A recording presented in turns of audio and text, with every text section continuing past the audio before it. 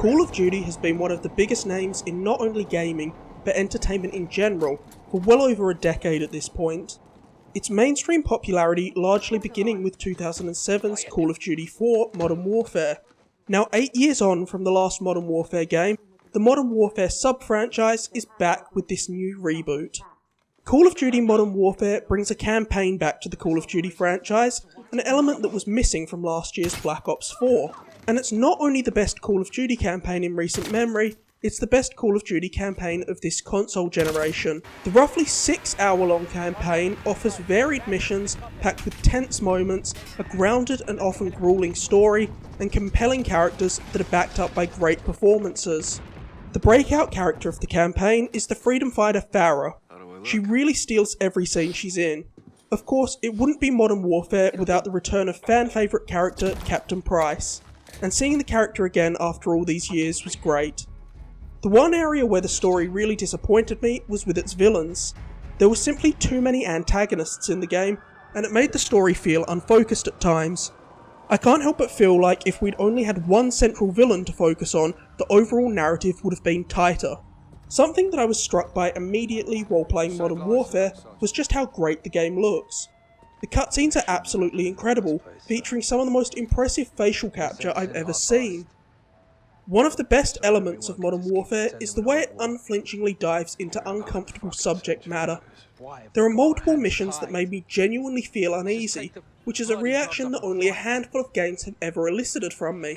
For example, there's a mission near the beginning of the game that's set during a terrorist attack on London's Piccadilly Circus. This mission is extremely confronting as there are terrified civilians everywhere, running for their lives. So not only are you trying to take down the terrorists who are executing the attack, you're also trying to prevent these civilians from getting caught up in the crossfire. Another example of a mission tackling a difficult subject matter is a flashback level in which you play as a child version of one of the central characters.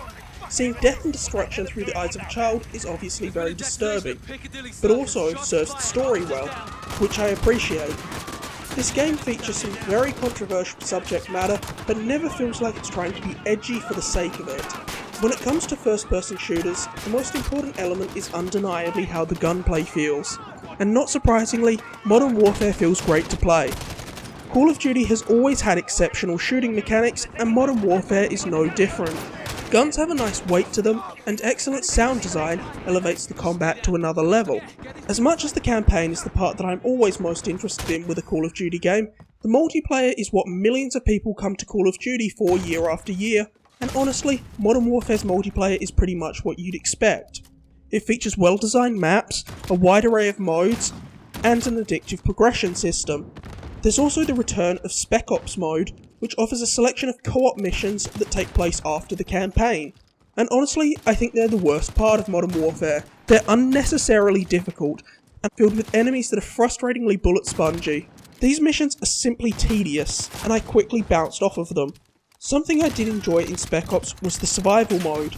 I like horde modes in general, and have fond memories of the survival mode in Modern Warfare 3.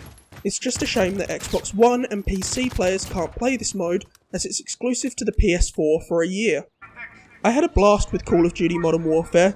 It's the most I've enjoyed a Call of Duty game in many years. It has one of the best campaigns in the entire franchise, and a multiplayer suite that's just as comprehensive as you'd expect from this series. This is a great reinvention of the Modern Warfare series, and one of the most content-rich packages on the market. Thanks for watching. If you enjoyed this video, make sure to like and subscribe, and stay tuned to the channel for more reviews coming soon, including a review for PS4's Concrete Genie.